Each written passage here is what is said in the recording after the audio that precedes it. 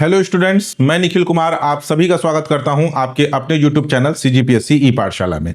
CGPSC ई पाठशाला में आज का हमारा टॉपिक है छत्तीसगढ़ करंट अफेयर्स, जिसमें हम चर्चा करने वाले हैं जनवरी और फरवरी माह के करंट अफेयर्स पर। पिछले 2 महीनों के करंट अफेयर को एक साथ हम कवर करेंगे। जनवरी मंथ में कुछ निजी कार्यों में व्यस्त रहने के कारण मैं यूट्यूब पर आपको करंट अफेयर का वीडियो प्रोवाइड नहीं करा पाया था, और अभी फरवरी का महीना भी आपका कंप्लीट हो चुका है। तो पिछले 2 महीनों के करंट अफेयर को एक साथ आज के इस वीडियो लेक्चर में हम कवर करेंगे। दूसरा एक और इंपॉर्टेंट इंफॉर्मेशन है आप लोगों के लिए। अभी यूट्यूब पर जो आप ये वीडियो देख रहे हैं, इस वीडियो के नीचे आपको सीजीपीएससी ई पाठशाला के स्थान पर कुछ दूसरा चैनल का नाम शो हो रहा होगा। सोनल SOL करके वहां पर लिखा हुआ है। आप में से बहुत से लोगों को पता है कि आज से लगभग 3 से 4 महीना पहले हमारा सीजीपीएससी ई पाठशाला यूट्यूब चैनल एक बार हैक हुआ था। उसे जैसे तैसे करके हमने यूट्यूब इंडिया, गूगल इंडिया से कांटेक्ट करके चैनल को रिकवर कर लिया। लेकिन उसके बाद भी अभी कम से कम 20 से 25 दिन पहले फिर से दोबारा हमारा चैनल को हैक करने का प्रयास किया गया। 2 वे ऑथेंटिकेशन वेरिफिकेशन हमारे सेटिंग पे ऑन था, इस कारण से चैनल बच गया। चैनल हमने रिकवर कर लिया। जो जीमेल आईडी हैकर का था उसको हमने हमारे एडमिन पैनल से हटाया और चैनल को बचा लिया। लेकिन जो हैकर ने चैनल हैक करके चैनल का जो नेम चेंज किया था, वो नेम दोबारा चेंज नहीं कर पा रहे हम लोग। यूट्यूब की पूरी सेटिंग हमने चेंज करके देख ली, यूट्यूब इंडिया से कांटेक्ट करके हमने देख लिया, लेकिन कुछ टेक्निकल इशू के कारण चैनल का नेम चेंज नहीं हो पा रहा है। बहुत से लोगों को माइंड में ये डाउट आएगा कि बहुत टाइम से यूट्यूब पर वीडियो नहीं आ रहा है, चैनल का नाम चेंज हो गया तो चैनल हैक तो नहीं हो गया, चैनल बंद तो नहीं हो गया।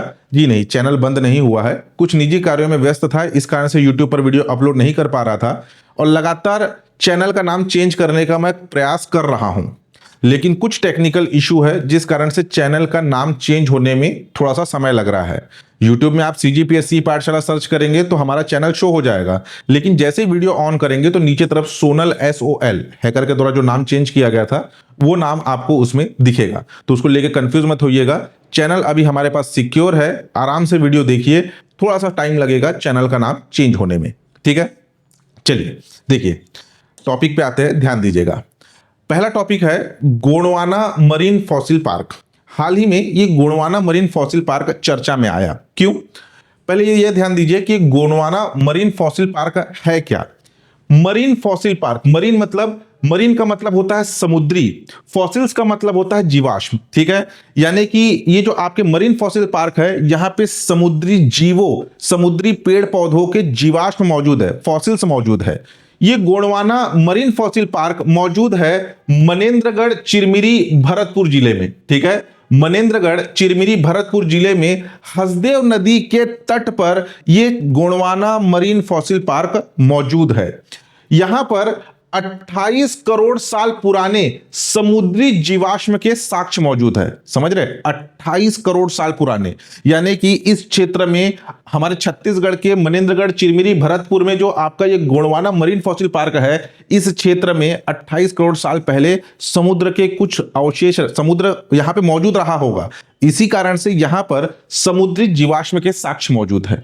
ठीक है, करोड़ों साल पहले की बात हो रही है। इसका अगर हम विस्तार की बात करें, ये जो गोंडवाना मैरीन फॉसिल्स पार्क है, इसका विस्तार कहां पर है? इसका विस्तार आमा खेरवा इलाके में है। ठीक है, मनेन्द्रगढ़ में एक जगह है जिसका नाम है आमा खेरवा।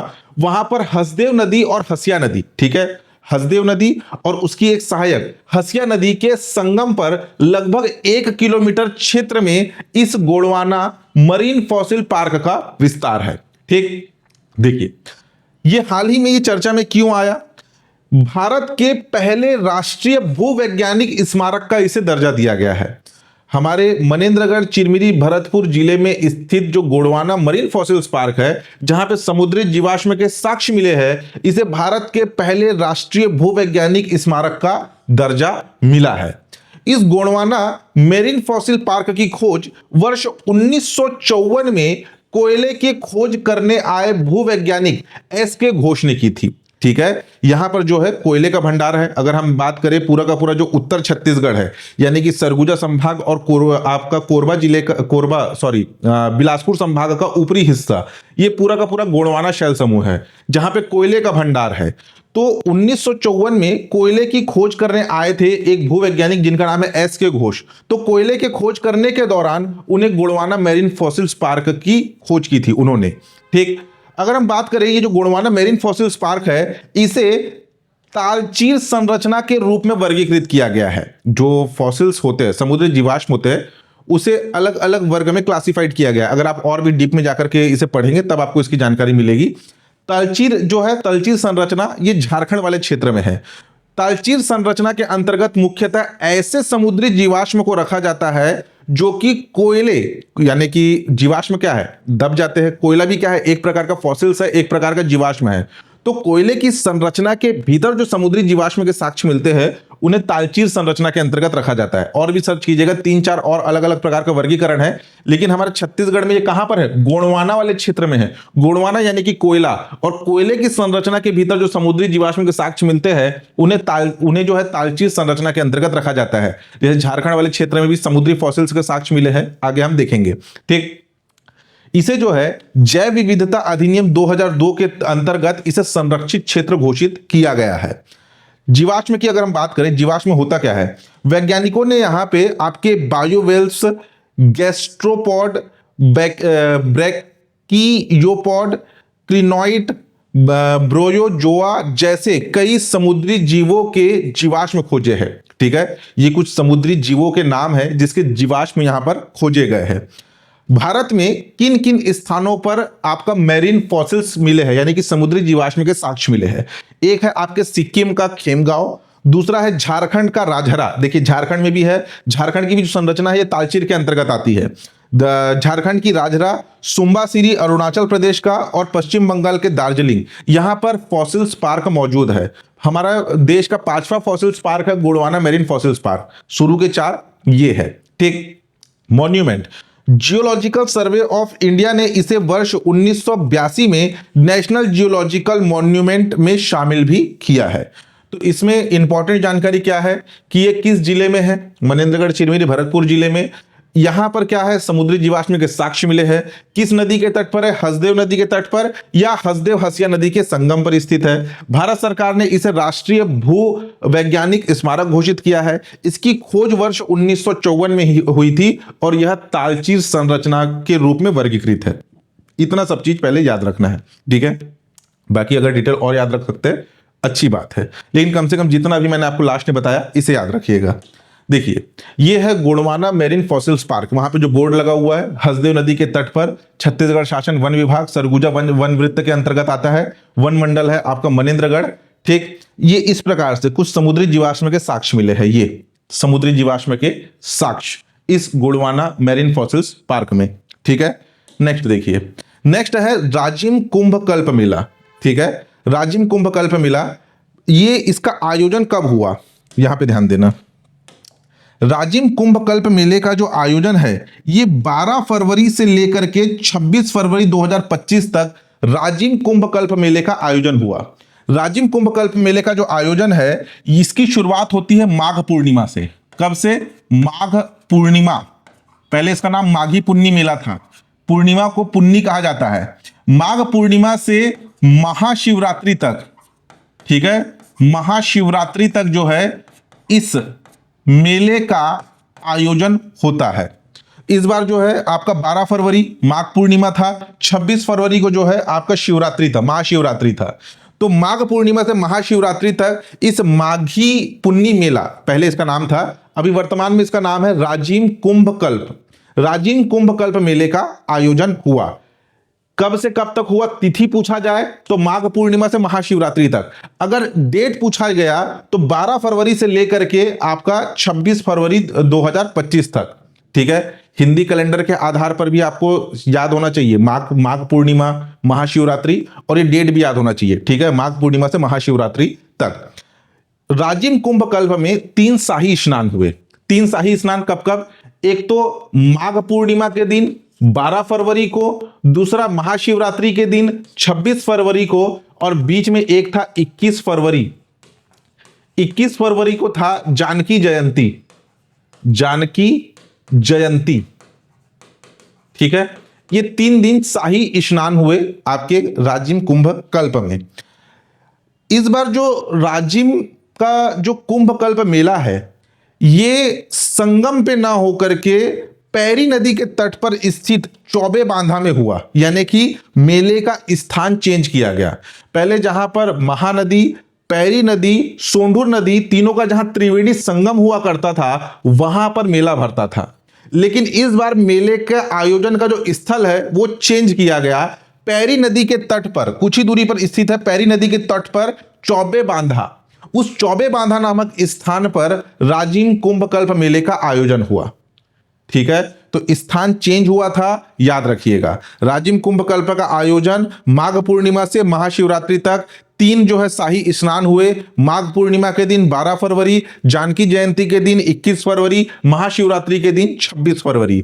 आयोजन स्थल था आपका चौबे बांधा, पैरी नदी के तट पर। ठीक, इंपॉर्टेंट है। बाकी और भी है, 21 से 26 फरवरी तक संत समागम हुए, ये उतना इंपॉर्टेंट नहीं है। ठीक है, जितना फैक्ट यहां पर बताया उसको पहले याद रखिएगा।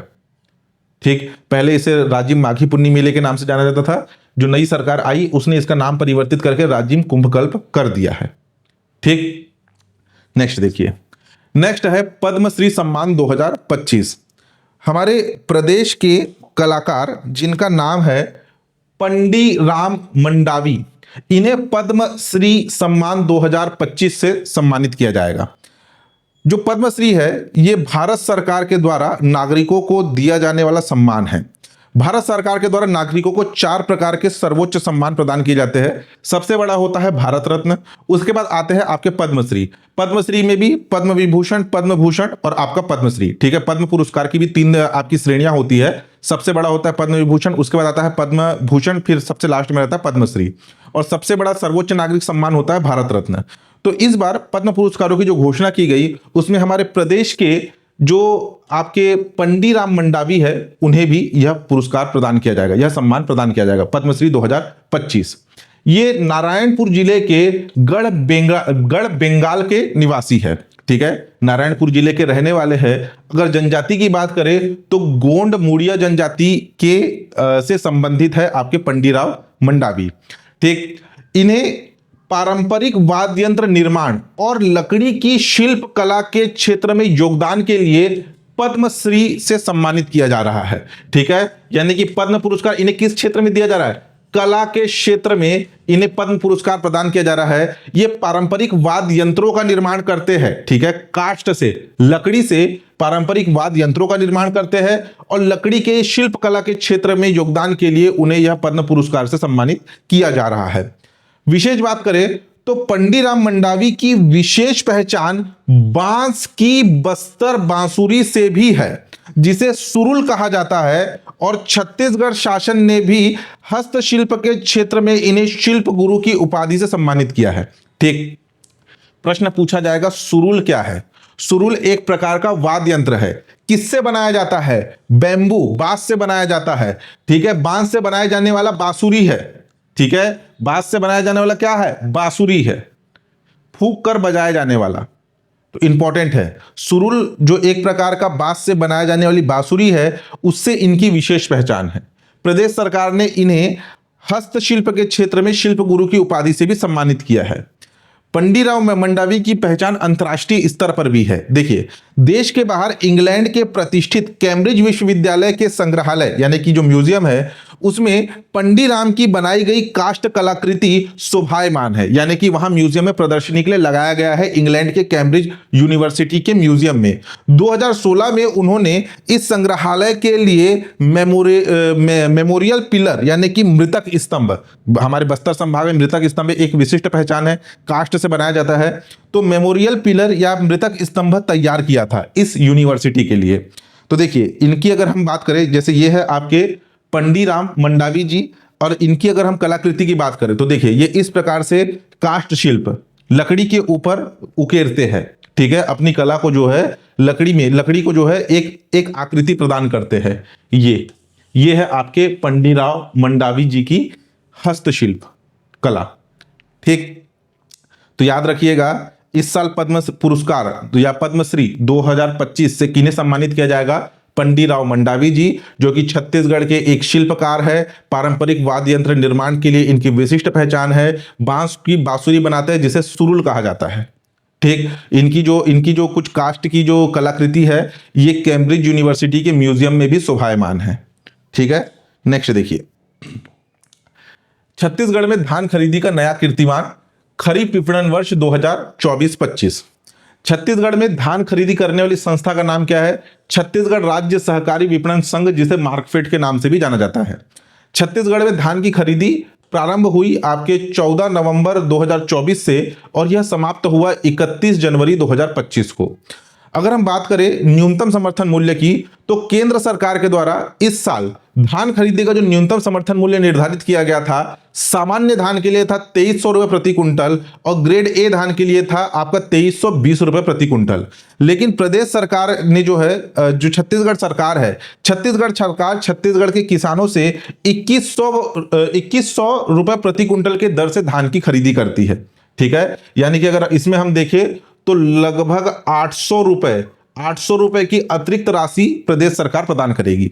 न्यूनतम समर्थन मूल्य की जो राशि है ये केंद्र सरकार से आएगा और राज्य सरकार जो 800 रुपए की अतिरिक्त राशि है ये किसानों को प्रदान करेगी। अभी न्यूज में आया था कि फरवरी 2025 के अंत तक किसानों को जो अतिरिक्त राशि है उनके खाते में प्रदान कर दिया जाएगा।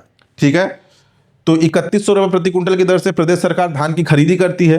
धान खरीदी की अधिकतम सीमा की अगर हम बात करें तो 21 कुंटल प्रति एकड़ है। 21 कुंटल प्रति एकड़ के मतलब किसी एक किसान के पास 5 एकड़ है तो 1 एकड़ से अधिकतम 21 कुंटल और 21 को फिर 5 से गुणा कर दीजिए। ठीक है, यानी कि पहले पंजीयन कराना पड़ता है कि किसान के पास कितनी भूमि है।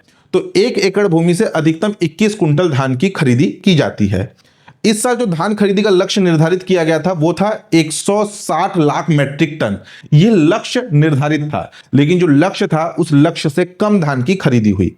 इस साल 25,49,592 किसानों ने अपना रजिस्ट्रेशन कराया था धान बेचने के लिए।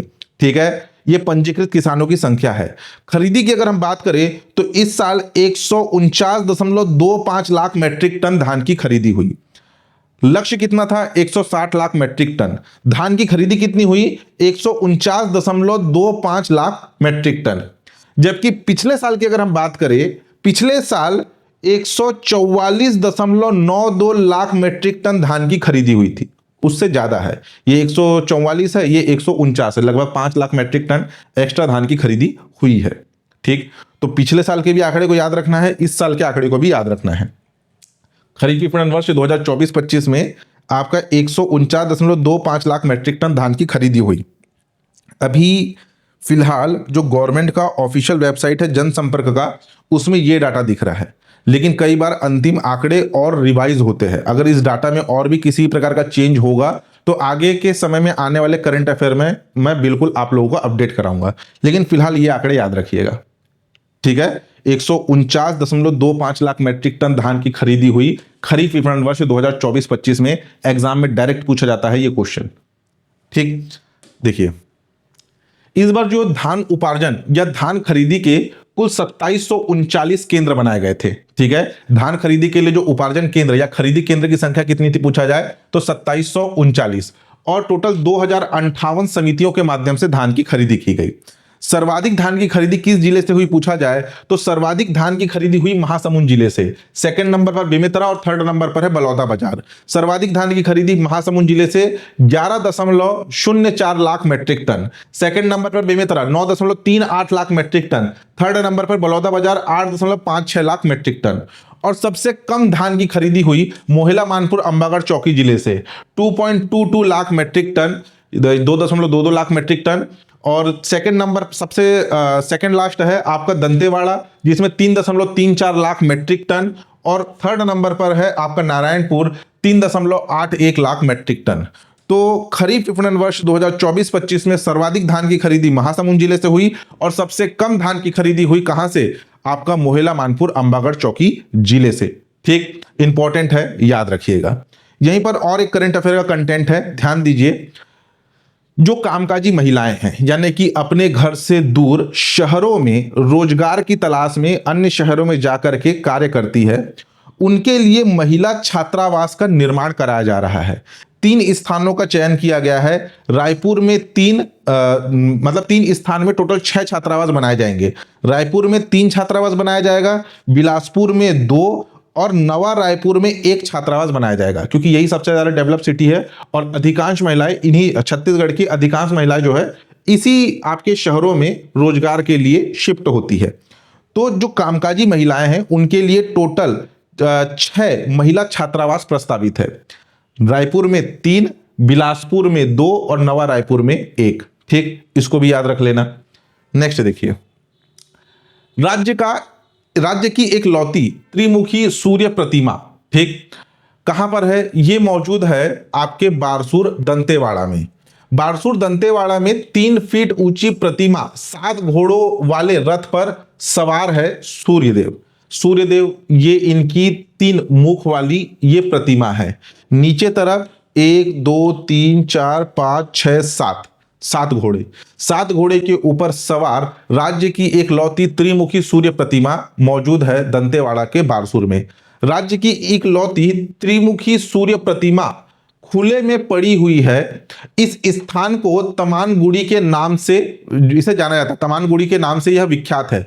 इस स्थल पर सूर्य देवता के दर्शन के बाद ही नव दंपतियों को ग्रह में प्रवेश करने की परंपरा है। यानी कि जिस स्थान पे सूर्य की प्रतिमा है वहां के आसपास के स्थानीय जो ग्रामीण है, अगर किसी नव दंपत्ति यानी कि शादी के बाद जो नया जोड़ा है वो सबसे पहले आकर के इन सूर्य देव का दर्शन करेंगे, तभी उन्हें गृह प्रवेश की अनुमति दी जाती है। ठीक, इस स्थान का नाम क्या है? तमानगुड़ी।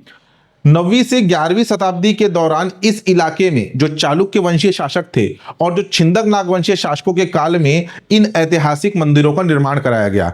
बस्तर के छिंदक नागवंशी शासक और चालुक्य वंश, ठीक है, इन दोनों के शासन काल में ही छत्तीसगढ़ वाले क्षेत्र में सूर्य मंदिर का निर्माण हुआ था। तो अनुमान लगाया जाता है कि मंदिर इन्हीं के काल का हुआ, इस मंदिर का निर्माण या इस प्रतिमा का निर्माण इन्हीं के काल में हुआ होगा। ठीक, अभी वर्तमान में ये जो मंदिर है ये ध्वस्त हो चुका है। ध्वस्त होने से पहले मंदिर की जीर्ण हालत को देखते हुए ग्रामीणों ने सूर्यदेव की प्रतिमा को निकालकर कुसुम के पेड़ के नीचे रख दिया था, जो अब भी उसी जगह है। यानी कि मंदिर काफी जीर्णावस्था में था, कभी भी ध्वस्त हो सकता था, तो ग्रामीणों ने मंदिर के अंदर से प्रतिमा को निकाल करके कुसुम के पेड़ के नीचे रख दिया और आज भी यह जो प्रतिमा है ये कुसुम के पेड़ के नीचे ही विराजमान है। ठीक है, तो कहां पर है? बारसूर दंतेवाड़ा में। नेक्स्ट देखिए, चुनाव। अभी हाल ही में पंचायत चुनाव हुए और नगरीय निकाय चुनाव हुए। पंचायत चुनाव जो है 3 स्तरों पर हुआ, यानी कि 3 अलग अलग तिथियों में पंचायत चुनाव हुआ और नगरीय निकाय चुनाव एक ही डेट में हुआ। सबसे पहले देखिए चुनाव की अहम तारीखें, यहां पे नामांकन की तिथि दिया गया है, नामांकन वापसी की तिथि दिया गया है। ये हमारे लिए इंपॉर्टेंट नहीं है। इंपॉर्टेंट जो बता रहा हूं उसको ध्यान देना। वोटिंग किस डेट में हुआ? अगर हम बात करें नगर निगम, नगर पालिका, नगर पंचायत की, तो यहां पर 11 फरवरी को वोटिंग हुआ। ठीक है, 11 फरवरी को वोटिंग हुआ और 15 फरवरी को उसका रिजल्ट भी आ गया। ठीक है, यानी कि मतगणना के जो रिजल्ट है वो आपके 4 दिन बाद ही आ गए। 11 फरवरी को वोटिंग हुआ और 15 फरवरी को रिजल्ट आया। अगर वहीं हम त्रिस्तरीय पंचायत चुनाव की बात करें, यानी कि आपका ग्राम पंचायत, जनपद पंचायत, जिला पंचायत की, तो इसमें 3 चरण में चुनाव हुए। एक 17, एक 20 और एक 23, 3-3 दिन के गैप में। 17 फरवरी को चुनाव हुए, उसके 3 दिन बाद 20 फरवरी को, उसके 3 दिन बाद 23 फरवरी को चुनाव हुए। और जो मतगणना का जो रिजल्ट आया ये आया 18, 21 और 24 फरवरी को। ठीक है, 17 को जो आपकी वोटिंग हुए उसके नेक्स्ट डे 18 को इसका रिजल्ट आ गया। 20 को जो वोटिंग हुए उसके नेक्स्ट डे 21 को रिजल्ट आ गया। 23 को जो वोटिंग हुए उसके नेक्स्ट डे 24 फरवरी को रिजल्ट आया। ठीक, अगर हम बात करें नगर निगम की, नगर पालिका, नगर पंचायत तो उतना इंपॉर्टेंट नहीं है। नगर निगम की बात करें तो इस बार टोटल 10 नगर निगम में इस बार चुनाव हुए। ठीक है, 10 नगर निगम में चुनाव हुए। टोटल नगर निगमों की संख्या कितनी है? 14, लेकिन चुनाव कितने में हुए? 10 में। इसमें जो 14 में से कौन से 4 में चुनाव नहीं हुए पूछा जाए तो एक है आपका बिरगांव, दूसरा है भिलाई, तीसरा भिलाई चरोदा और एक है आपका रिसाली। ठीक है, यहां पे 2021 या 2022 में इन नगर निगम में चुनाव हुए थे, उनका भी कार्यकाल पूर्ण होने को है। तो जो बचे हुए कौन कौन सा, रायपुर, दुर्ग, बिलासपुर, कोरबा, धमतरी, रायगढ़, अंबिकापुर, चिरमिरी, जगदलपुर और राजनांदगांव, यहां पर जो है इन 10 नगर निगम में चुनाव हुए। ठीक, यहां पे आरक्षित सीट भी दी गई है, कहां कहां पे कौन सी सीटें आरक्षित है उसको भी आप देख सकते हैं। लेकिन किन नगर निगम में चुनाव नहीं हुए पूछा जाए तो एक है आपका भिलाई, दूसरा भिलाई चरोदा, तीसरा रिसाली, ये तीनों के तीनों दुर्ग जिले में ही है। ठीक, और चौथा है आपका बिरगांव जो कि रायपुर जिले में है। हमारे छत्तीसगढ़ में 4 नगर निगम वाला जिला है आपका दुर्ग जिला। दुर्ग जिले में 4 नगर निगम है, दुर्ग एक खुद, दूसरा भिलाई, तीसरा भिलाई चरोदा और चौथा है रिसाली, जिसमें से दुर्ग में चुनाव हुए और जो बाकी बचे हुए 3 है भिलाई, भिलाई चरोदा और रिसाली, यहां पर चुनाव नहीं हुए, और एक रायपुर के बिरगांव में। ठीक, अगर हम बात करें जो नगर निगम में जो मेयर या महापौर होते हैं और जो अध्यक्ष होते हैं उनके खर्च की अधिकतम सीमा क्या है, यानी कि अपने निर्वाचन क्षेत्र में प्रचार प्रसार के लिए, चुनाव के प्रचार प्रसार के लिए वो अधिकतम कितने खर्च कर सकते हैं। अगर 2011 के जनगणना के मुताबिक यहाँ पे कितनी जनसंख्या पे कितनी राशि खर्च कर सकते हैं वो दिया गया है।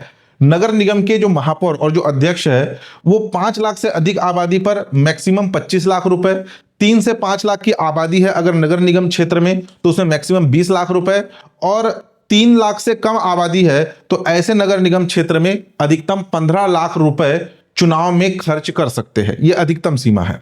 अगर वहीं हम नगर परिषद की बात करें तो नगर परिषद के अध्यक्षों के द्वारा 50,000 से अधिक आबादी पर 10 लाख रुपए और 50,000 से कम की आबादी पर 8 लाख रुपए की सीमा है। नगर पंचायत में यह सीमा है 6 लाख रुपए की। ये मेयर और अध्यक्षों की खर्च की सीमा है चुनाव के प्रचार प्रसार में। वहीं अगर हम बात करें ये जो नगर निगम, नगर पालिका और नगर पंचायत है वहां के पार्षदों की, ये तो मेयर और अध्यक्षों की बात हो गई। अगर हम पार्षदों की बात करें तो नगर निगम के वार्डों के जो पार्षद होते हैं 3 लाख या उससे ज्यादा की आबादी वाले क्षेत्र के जो पार्षद है वो 8 लाख रुपए।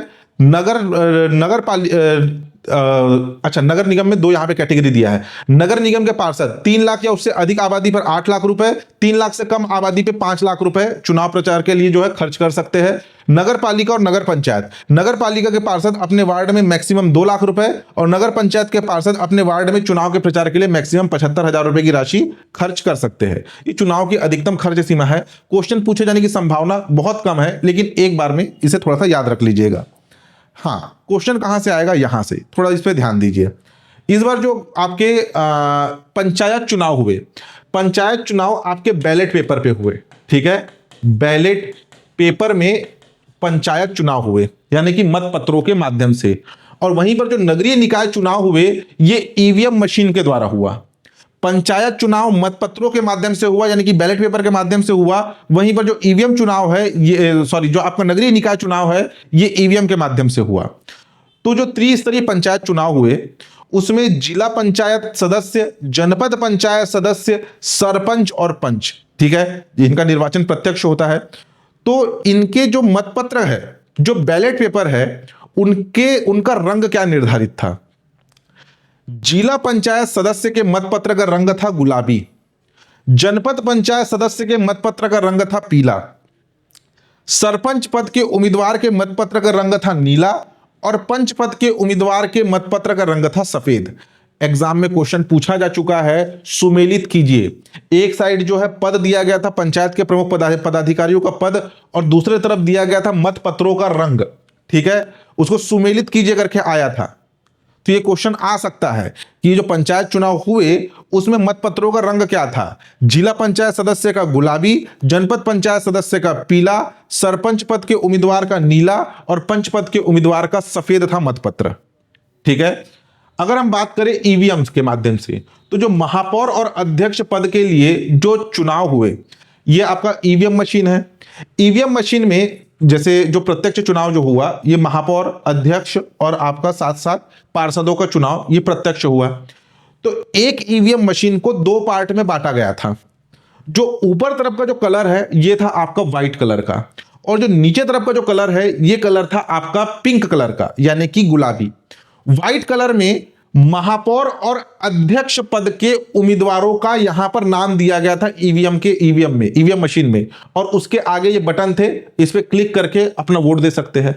और उसी ईवीएम मशीन में आधे हिस्से में नीचे तरफ पार्षद उम्मीदवारों के नाम का यहां पे लिस्ट था, जिसको हाईलाइट किया गया था गुलाबी कलर से। यानी कि एक भी ईवीएम मशीन के दो हिस्से थे, उसमें आधे हिस्से में जो महापौर या अध्यक्ष पद के उम्मीदवारों को सफेद कलर से दर्शाया गया था, और पार्षद पद के उम्मीदवारों को जो है गुलाबी कलर्स में उन्हें अलग से हाईलाइट किया गया था। ठीक है, ये नया प्रयोग था, थोड़ा सा इसको ध्यान रखना। आपको तो जनपद पंचायत सदस्य, जिला पंचायत सदस्य, जनपद पंचायत सदस्य, सरपंच और पंच, इनके मत पत्रों का रंग, बैलेट पेपर तो याद रखना ही है, साथ ही साथ इसको भी याद रखना है, इससे क्वेश्चन पूछे जाने की संभावना ज्यादा है। ठीक है, देखिए क्या लिखा है। पहले महापौर या अध्यक्ष पद के लिए सफेद लेबल पर अपनी पसंद के अभ्यर्थी के सामने के खुले बटन को दबाकर मतदान करें। पुष्टि करें कि बीप की छोटी आवाज आएगी। फिर सेकंड नंबर पर, ये फर्स्ट हो गया, फिर सेकंड नंबर पर फिर पार्षद पद के लिए गुलाबी लेबल, ठीक है, गुलाबी लेबल में अपनी पसंद के अभ्यर्थी के सामने खुले बटन को दबाकर मतदान करें। पुष्टि के लिए बीप की लंबी आवाज आएगी, आपका मतदान संपन्न हुआ। तो अध्यक्ष और महापौर का लेवल क्या था, यह था सफेद कलर का, और पार्षद का अभ्यर्थियों का लेवल का कलर क्या था, पिंक कलर यानी कि गुलाबी कलर का। ठीक, नेक्स्ट देखिए, जमानत राशि या प्रतिभूति निक्षेप राशि, सिक्योरिटी डिपॉजिट जमा करना होता है हर एक उम्मीदवार को। इसको थोड़ा डीप में जाकर पढ़ेंगे तो आपको पंचायत में जाकर पढ़ना होगा। पंच, सरपंच, जनपद पंचायत सदस्य, जिला पंचायत सदस्य, पंच पद के उम्मीदवार की जो जमानत राशि सिक्योरिटी डिपॉजिट है वो है 50 रुपए, सरपंच का है 1000 रुपए, जनपद पंचायत सदस्य का है आपका 2000 रुपए, और जिला पंचायत सदस्य का है आपका 4000 रुपए। नामांकन के साथ साथ उन्हें सिक्योरिटी डिपॉजिट भी जमा करनी होती है। अगर उन्हें जो है उचित संख्या में मतदान नहीं होता तो उनकी सिक्योरिटी डिपॉजिट यानी कि जो जमानत राशि है वो जब्त कर ली जाती है। काफी डीप में जाके पढ़ेंगे तो काफी लंबा समय लग जाएगा। अभी आपको केवल जो इंपॉर्टेंट आंकड़े हैं वही बता रहा हूं, ऊपर का ओवरव्यू बता रहा हूं। ये तो हो गई जमानत राशि किसके लिए, अनरिजर्व्ड कैटेगरी के लिए। वहीं पर अगर ये रिजर्व्ड कैटेगरी हो जाता, यानी कि एससी, एसटी और आपका ओबीसी और फीमेल कोटा हो जाता, तो ये राशि हो जाती आधी। कितनी? आधी। 50 का 25, 1000 का 500, 2000 का 1000 और 4000 का 2000। ठीक, वहीं पर अगर हम बात करें तो नगर निगम का जो महापौर है, महापौर के लिए जमानत राशि 20,000 रुपए, पार्षद के लिए 5,000 रुपए, नगर पालिका अध्यक्ष के लिए 15,000 रुपए, पार्षद के लिए 3,000 रुपए, नगर पंचायत अध्यक्ष के लिए जमानत राशि 10,000 रुपए और नगर पंचायत के पार्षद के लिए 1,000 रुपए की जमानत राशि निर्धारित थी। ठीक, तो ये था आपका पंचायत चुनाव, पंचायत और नगरीय निकाय चुनाव। अच्छा, नगर निगम, जैसे कि मैंने बताया टोटल 10 नगर निगम में चुनाव हुए। अब इस 10 नगर निगम के महापौर कौन कौन है?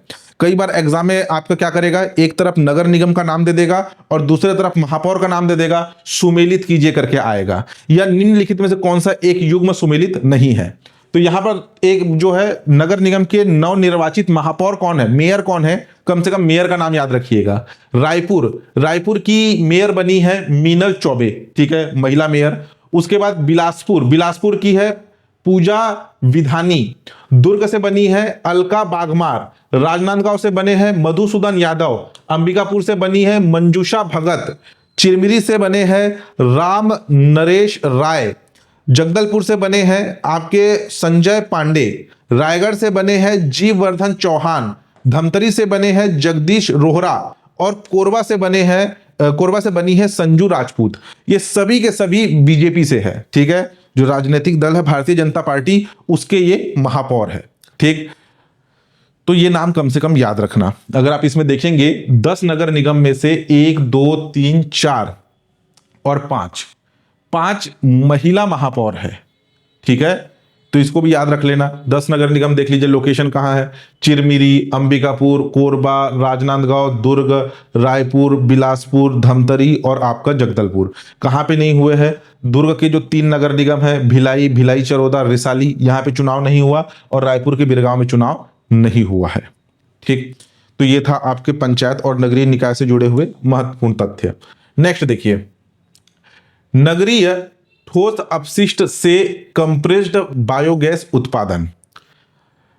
छत्तीसगढ़ बायोफ्यूल विकास प्राधिकरण गेल इंडिया लिमिटेड और आपका भारतीय पेट्रोलियम के मध्य त्रिपक्षीय एमओयू हुआ है। एमओयू यानी कि समझौता। छत्तीसगढ़ बायोफ्यूल डेवलपमेंट अथॉरिटी, ठीक है, जो कि जो ऊर्जा विभाग है, ऊर्जा विभाग के अंतर्गत आता है। ये आपका छत्तीसगढ़ बायोफ्यूल डेवलपमेंट अथॉरिटी, ठीक, एक प्राधिकरण है छत्तीसगढ़ शासन के ऊर्जा विभाग के अंतर्गत। हाल ही में जो है छत्तीसगढ़ बायोफ्यूल विकास प्राधिकरण गेल इंडिया लिमिटेड और भारत पेट्रोलियम के मध्य त्रिपक्षीय समझौता हुआ है, जिसमें जो नगर निगम है या नगरीय क्षेत्र है, वहां से जो ठोस अपशिष्ट निकलेगा, यानी कि जो आपका वेस्ट निकलेगा, सॉलिड वेस्ट निकलेगा, उसको उससे कंप्रेस्ड बायोगैस का उत्पादन किया जाएगा। ठीक है, एक प्रकार का फ्यूल बनाया जा रहा है। अंबिकापुर, रायगढ़ और कोरबा के साथ सीबीडीए का मतलब छत्तीसगढ़ बायोफ्यूल डेवलपमेंट अथॉरिटी और गेल इंडिया लिमिटेड, ठीक है, गेल इंडिया लिमिटेड जो है, ये दोनों के संयुक्त प्रयास से अंबिकापुर, रायगढ़ और कोरबा यानी कि उत्तर छत्तीसगढ़ यहां पर और बिलासपुर, धमतरी, राजनांदगांव के साथ सीबीडीए और बीपीसीएल यानी कि भारत पेट्रोलियम कॉरपोरेशन लिमिटेड का इस संबंध में समझौता हुआ है। त्रिपक्षीय समझौता तो आपका छत्तीसगढ़ बायोफ्यूल विकास प्राधिकरण गेल इंडिया और भारत पेट्रोलियम के मध्य हुआ है, लेकिन गेल इंडिया और सीबीडीए ये दोनों मिलकर के अंबिकापुर, रायगढ़ और कोरबा में, जबकि सीबीडीए और भारत पेट्रोलियम मिलकर के बिलासपुर, धमतरी और राजनांदगांव में अपना यूनिट स्थापित करेंगे, जो कि नगरीय ठोस अपशिष्ट से कंप्रेस्ड बायोगैस का उत्पादन करेगा। तो कहां कहां पर यूनिट स्थापित हो रहा है, किसके प्रयास से हो रहा है, कहां पर गेल की यूनिट स्थापित होगी, कहां पर भारत पेट्रोलियम की यूनिट स्थापित होगी, याद रखना अंबिकापुर, रायगढ़ और कोरबा में सीबीडीए प्लस गेल, और वहीं पर आपका बिलासपुर, धमतरी और राजनांदगांव में सीबीडीए और बीपीसीएल। ठीक, एमओयू के माध्यम से 350 मीट्रिक टन नगरीय ठोस अपशिष्ट एवं 50 मीट्रिक टन अधिशेष बायोमास से जैविक ईंधन बनाया जाएगा। अनुमान है कि 6 संयंत्रों से प्रतिदिन लगभग 70 मीट्रिक टन कंप्रेस्ड बायोगैस का उत्पादन होगा। तो किन 6 स्थानों पर आपके कंप्रेस्ड बायोगैस उत्पादन के लिए संयंत्र स्थापित होंगे? तो एक अंबिकापुर, दूसरा रायगढ़, तीसरा कोरबा, चौथा बिलासपुर, पांचवा धमतरी और छठवां है आपका राजनांदगांव। याद होना चाहिए ये, ठीक है, हाईलाइट में है, साल भर काम आएगा ये। नेक्स्ट है चित्रकूट महोत्सव। चित्रकूट महोत्सव, इसके आयोजन की तिथि बस याद रखिएगा। चित्रकूट महोत्सव का आयोजन कहां पर हुआ? चित्रकूट जलप्रपात, ठीक है, जिसे भारत का नियाग्रा भी कहा जाता है, नियाग्रा वाटरफॉल। हमारे भारत का सबसे चौड़ा जलप्रपात है ये, ठीक है, चौड़ाई के आधार पर भारत का सबसे चौड़ा जलप्रपात है। यहां पर 24 और 25 फरवरी को चित्रकूट महोत्सव का आयोजन हुआ। इसमें केवल यही जानकारी आपके लिए है। बस्तर में मौजूद है आपका चित्रकूट जलप्रपात इंद्रावती नदी के ऊपर। ठीक, नेक्स्ट देखिए, स्वस्थ माता तंदुरुस्त बच्चा अभियान। ठीक है, 15 जनवरी 2025 को जशपुर जिले के बगिया में मुख्यमंत्री श्री विष्णुदेव साय जी के द्वारा इस अभियान की शुरुआत की गई, स्वस्थ माता तंदुरुस्त बच्चा अभियान। ये जो अभियान है, ये आईआईटी बॉम्बे यानी कि Indian institute of technology Bombay के सहयोग से आईआईटी बॉम्बे और जशपुर पोषण मिशन के अंतर्गत इस स्वस्थ माता तंदुरुस्त बच्चा अभियान की शुरुआत की गई। डेट याद रखना है, किस स्थान से अभियान शुरू हुआ यह भी याद रखना है। इस अभियान का उद्देश्य क्या है? गर्भवती माताओं और बच्चों के पोषण स्तर को बेहतर बनाना इस अभियान का मुख्य उद्देश्य है। लक्ष्य, इस अभियान के तहत गर्भवती माताओं, शिशुवती माताओं और 6 वर्ष तक के बच्चों को कुपोषण से मुक्त करना इस अभियान का लक्ष्य है। ठीक, विशेष स्वास्थ्य विभाग और महिला एवं बाल विकास विभाग द्वारा संयुक्त रूप से संचालित इस अभियान के तहत 9,500 से अधिक स्वास्थ्य और आंगनबाड़ी कार्यकर्ता आईआईटी बॉम्बे के माध्यम से पोषण संबंधित ऑनलाइन प्रशिक्षण प्रदान किया जाएगा। अब यहां पर ध्यान देना, यहां पर 2 विभाग, छत्तीसगढ़ के 2 विभाग एक साथ कार्य कर रहे हैं। कौन कौन सा? छत्तीसगढ़ स्वास्थ्य विभाग, महिला एवं बाल विकास विभाग। ठीक। प्रश्न पूछा जाएगा कि स्वास्थ्य माता और तंदुरुस्त बच्चा अभियान किस विभाग के द्वारा संचालित है? तो स्वास्थ्य विभाग और महिला एवं बाल विकास विभाग दोनों के द्वारा संयुक्त रूप से संचालित है, जिसमें इनका सहयोग कर रहा है आईआईटी बॉम्बे। ठीक, इंपॉर्टेंट है, याद रखिएगा। 15 जनवरी 2025 बगिया जशपुर से इसकी शुरुआत हुई। नेक्स्ट है हरित सकल घरेलू उत्पाद, ग्रीन जीडीपी। अभी सीजीपीएससी 2024 में जो प्रीलिम्स का एग्जाम हुआ, इस प्रीलिम्स एग्जाम में ये क्वेश्चन पूछा गया था। जनवरी में मेरा करंट अफेयर का वीडियो नहीं आया, अगर आया होता तो शायद मैं इसको कवर कराया होता। मैं इतना 100% नहीं बोल सकता, लेकिन ये समझ लीजिए कि करंट अफेयर कब तक का पूछा जा रहा है। जनवरी महीने का करंट अफेयर, फरवरी के एग्जाम में जनवरी एंड तक का करंट अफेयर पूछा गया है। ठीक, तो कितना करंट अफेयर आपके लिए इंपॉर्टेंट है, इस पे भी थोड़ा सा ध्यान दीजिएगा। हम पिछले एक साल का तैयार करके बैठे हैं और जस्ट फरवरी के एक महीने पहले जनवरी का करंट अफेयर भी उसमें पूछा गया है। ठीक है। हरित सकल राज्य घरेलू उत्पाद, जिसे ग्रीन जीडीपी कहा जाता है, चर्चा में क्यों आया? हमारा जो छत्तीसगढ़ है, ये भारत का पहला ऐसा राज्य बन गया है जिसने अपने वन पारिस्थितिकी तंत्र को हरित सकल घरेलू उत्पाद से जोड़ा है। यही प्रश्न आया था, छत्तीसगढ़ कौन से स्थान का है? पहला राज्य है जिसने अपने वन परिस्थिति तंत्र को हरित सकल घरेलू उत्पाद से जोड़ने वाला छत्तीसगढ़ भारत का पहला राज्य है। यह क्वेश्चन पूछा गया था एग्जाम में, प्रथम राज्य। ठीक। ग्रीन जीडीपी क्या होता है? एक जीडीपी क्या होता है, इसको मैं आपको इकोनॉमिक सर्वे में हमेशा बताता हूं। किसी भी देश की भौगोलिक सीमा के भीतर उत्पादित अंतिम वस्तु एवं सेवाओं के मौद्रिक मूल्य की गणना आपके आधार वर्ष 2011-12 के मूल्यों पर किया जाए तो उसे स्थिर कीमतों पर आपका जीडीपी कहा जाता है। ये पारंपरिक परिभाषा है। यहां पे ग्रीन जीडीपी बोला जा रहा है। ग्रीन जीडीपी का मतलब जो पारंपरिक जीडीपी, यानी कि जो डेफिनेशन मैंने आपको बताया, किसी भी देश की भौगोलिक सीमा के भीतर उत्पादित अंतिम वस्तु एवं सेवाओं के मौद्रिक मूल्य की गणना आधार वर्ष के मूल्यों पर किया जाता है, तो ये आपका पारंपरिक जीडीपी हो गया। तो पारंपरिक जीडीपी का संशोधित संस्करण है आपका ग्रीन जीडीपी, जिसके तहत आर्थिक गतिविधियों की पर्यावरणीय लागतों को ध्यान में रखा जाना शामिल है। इसके तहत आर्थिक उत्पादन के क्रम में प्राकृतिक संसाधनों के होने वाली कमी, पर्यावरणीय क्षरण, प्रदूषण जैसे कारकों को शामिल किया गया है। यानी इकोनॉमी जो हमारा ग्रोथ होता है उसमें इंडस्ट्री एक मेन फैक्टर है, लेकिन कोई एक उद्योग स्थापित किया जाएगा तो उस उद्योग में जो रॉ मटेरियल यूज हो रहा है वो आपके प्राकृतिक संसाधन में उपयोग होता है, तो उससे प्राकृतिक संसाधन क्या होंगे? कम होंगे। फैक्ट्री से निकलने वाले धुआं से वातावरण प्रदूषित होगा, हवा प्रदूषित होगा, जल प्रदूषित होगा, तो ये पर्यावरण पर इसका प्रभाव पड़ता है। तो इन सभी कारकों को ध्यान में रखते हुए अपना आर्थिक विकास करना, ये कहला रहा है ग्रीन जीडीपी।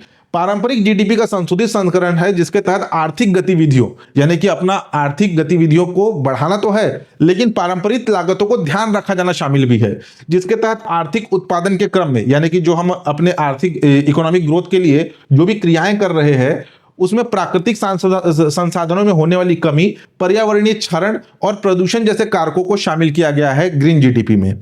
विश्व बैंक के अनुसार अगर हम फॉर्मूला की बात करें तो green GDP equal to NDP, यानी कि शुद्ध घरेलू उत्पाद माइनस प्राकृतिक संसाधन हास्य लागत, यानी कि प्राकृतिक संसाधनों का जो हमने दोहन किया उसमें कितना हास हो रहा है, और पारिस्थितिकी तंत्र क्षरण लागत, ये दोनों को जोड़ करके एनडीपी से माइनस करेंगे तो ग्रीन जीडीपी मिलेगा, जहां पे NDP is equal to GDP minus उत्पादित परिसंपत्तियों का मूल्य हास। ये आपके इकोनॉमिक का हिस्सा है। वहीं अगर हम ये प्राकृतिक संसाधन हास की बात करें तो प्राकृतिक संसाधन हास की लागत से तात्पर्य प्राकृतिक संसाधनों के अत्यधिक उपयोग के कारण होने वाले मूल्य हानि से है। ठीक है, सिंपल सा डेफिनेशन है आपका इन्वायरमेंट का। और पारिस्थितिकी तंत्र क्षरण की लागत से तात्पर्य प्रदूषण एवं वनों की कटाई जैसे पर्यावरणीय कारकों से होने वाली हानि से है। तो ये है आपका ग्रीन जीडीपी, जिसमें ऑलरेडी एग्जाम में क्वेश्चन पूछा जा चुका है। नेक्स्ट देखिए, पिलग्रिम फैसिलिटेशन सेंटर, पर्यटन सुविधा केंद्र, इससे भी सीजीपीएससी प्री 2024 में क्वेश्चन पूछा गया था कि केंद्र सरकार की प्रसाद योजना के अंतर्गत निम्नलिखित में से कौन सा एक स्थान शामिल है। उसका आंसर लिया गया डोंगरगढ़। ठीक है, ध्यान दीजिएगा, ये पिलग्रिम फैसिलिटेशन सेंटर जो है ये इसी प्रसाद योजना के तहत, केंद्र सरकार की प्रसाद योजना के तहत इसका निर्माण किया जा रहा है। कहां पर स्थित है? राजनांदगांव जिले के डोंगरगढ़ में स्थित है। इसकी निर्माण की शुरुआत, ये जो पिलग्रिम फैसिलिटेशन सेंटर है, इसके निर्माण की शुरुआत हुई थी वर्ष 2021 से। हाल ही में चर्चा में इसलिए आया कि मार्च महीने में इसका उद्घाटन होने वाला है। ठीक, इसकी आकृति श्री यंत्र के समान है। श्री यंत्र हिंदू धर्म में कुछ इस आकृति का होता है आपका श्री यंत्र। ये अगर इसका टॉप व्यू देखेंगे, इस पिलग्रिम एक्टिविटी सेंटर का एक बिल्डिंग बनाया जा रहा है, उस बिल्डिंग को अगर आप टॉप से देखेंगे तो कुछ इस आकृति का श्री यंत्र आकार का यह दिखाई देगा। निर्माण भारत सरकार पर्यटन मंत्रालय की प्रसाद योजना के तहत इसका निर्माण किया जा रहा है, और यही क्वेश्चन पूछा गया था एग्जाम में। डोंगरगढ़ में जो आपकी 3 पहाड़ियां हैं, मां बमलेश्वरी की पहाड़ी, ठीक है, जहां पे माता बमलेश्वरी विराजित है, डोंगरगढ़ की पहाड़ी। दूसरा चंद्रगिरी की पहाड़ी जो कि जैन धर्म से संबंधित है। यहीं पर अभी पिछले साल जो आचार्य विद्यासागर जी थे, जैन मुनि, उन्होंने संलेखना विधि के माध्यम से अपना प्राण त्यागा था, तो ये जैन धर्म का एक प्रमुख तीर्थ है। और प्रज्ञागिरी की पहाड़ी में खुले आसमान में गौतम बुद्ध की वहां पे प्रतिमा विराजित की गई है। तो ये 3 अलग अलग धर्म की पहाड़ियों के मध्य में इस पिलग्रिम फैसिलिटेशन सेंटर का निर्माण किया जा रहा है। तीर्थ के बीच लगभग 9.5 एकड़ में सभी धर्मों के प्रतीक के रूप में इसकी स्थापना की जा रही है। इसके भूतल में प्रसादी और खानपान की व्यवस्था होगी। प्रथम तल में तीर्थ यात्रियों के ठहरने का प्रबंध होगा, साथ ही धार्मिक ग्रंथ किताबों के संपूर्ण पुस्तकालय होंगे।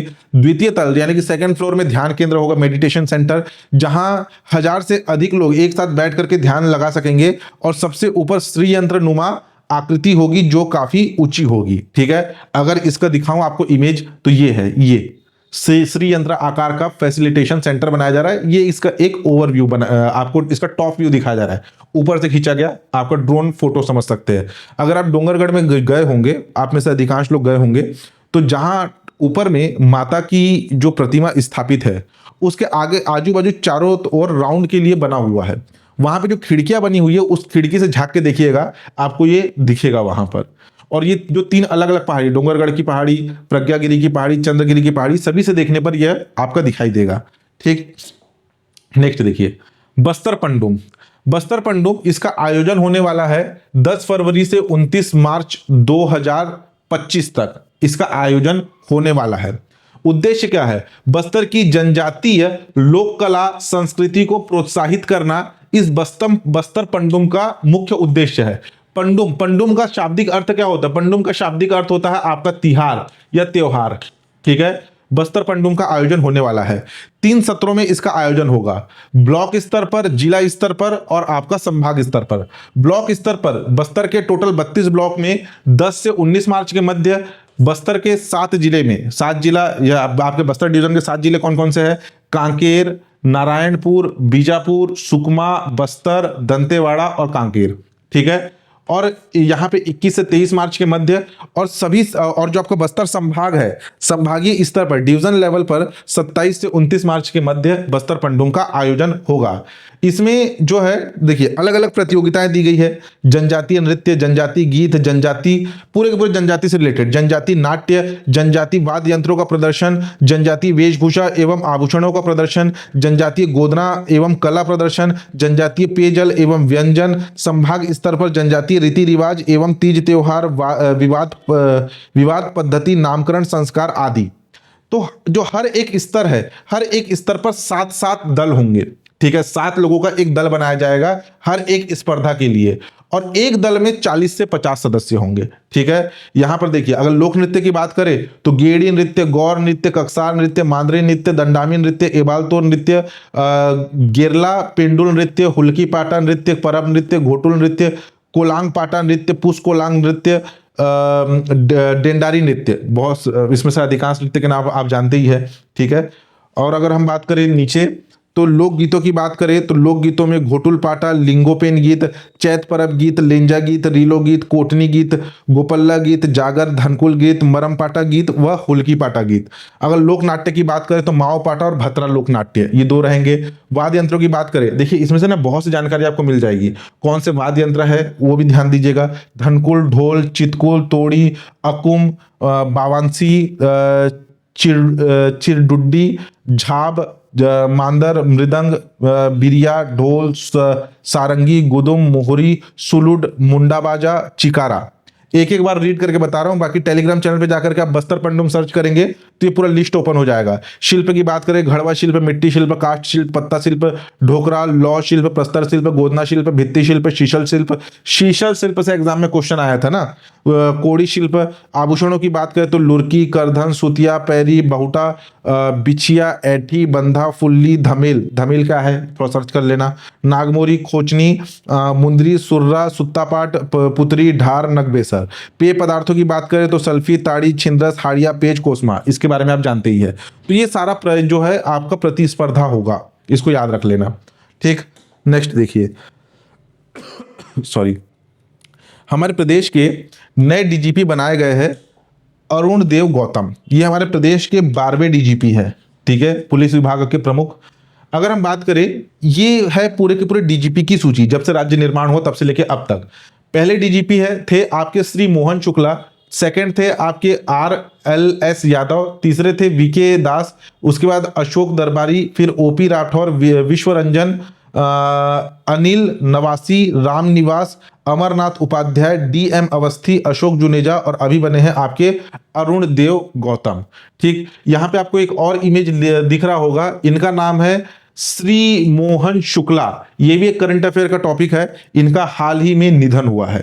छत्तीसगढ़ के जो पहले डीजीपी रहे आपके श्री मोहन शुक्ला, इनका हाल ही में निधन हुआ। और छत्तीसगढ़ के नए डीजीपी कौन बनाए गए हैं?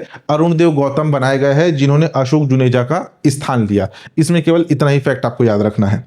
ठीक, नेक्स्ट देखिए, ये है छत्तीसगढ़ के स्टार प्लेयर जिनका नाम है शशांक सिंह।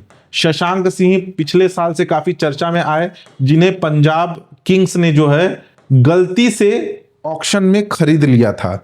कोई जो IPL की जब ऑक्शन होती है, जब नीलामी होती है, तो एक ही नाम के 2 खिलाड़ी होने के कारण छत्तीसगढ़ के शशांक सिंह को पंजाब किंग्स ने खरीद लिया। लेकिन ये जो गलती हुई पंजाब किंग्स की, वो उनके लिए वरदान साबित हुई। इन्होंने काफी अच्छा प्रदर्शन किया पंजाब किंग्स के लिए, और इनके प्रदर्शन को देखते हुए BCCI के द्वारा इन्हें पुरस्कृत भी किया गया। छत्तीसगढ़ के क्रिकेटर है शशांक सिंह, जिन्हें साल 2023-24 के लिए BCCI का सर्वश्रेष्ठ allrounder player of the year award मिला। ठीक है, BCCI का सर्वश्रेष्ठ allrounder player of the award मिला। उन्हें यह अवार्ड Lala Amarnath award for the best allrounder domestic limited overs competition 2023-24 पुरस्कार से सम्मानित किया गया। यानी कि इस पुरस्कार का दूसरा नाम है Lala Amarnath award for the best allrounder in domestic limited overs competition.